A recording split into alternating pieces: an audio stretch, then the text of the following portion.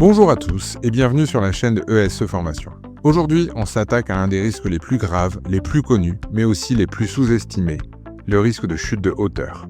Elle tue encore chaque année en France, mais comment les éviter?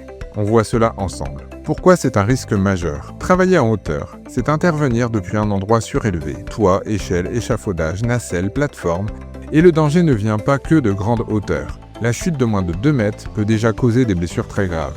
Ce risque concerne tous les secteurs, BTP, maintenance, nettoyage, espace vert, industrie, spectacle, etc. Chiffres clés et gravité.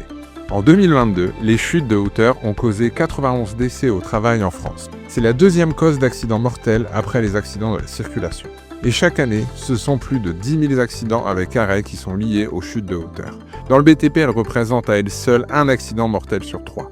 C'est énorme et pourtant souvent évitable. Ce que dit la réglementation. Le Code du travail est très clair sur ce sujet.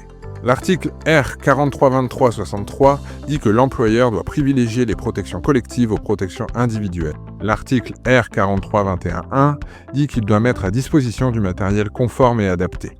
Les articles R 4541-1 à R 4541-9 encadrent les opérations de manutention et travail en hauteur, y compris la formation. Et selon le décret 2004-924, l'utilisation d'échafaudage, nacelle ou harnais doit être encadrée par des professionnels formés et compétents. Comment prévenir les chutes? La prévention repose sur 3 grands principes.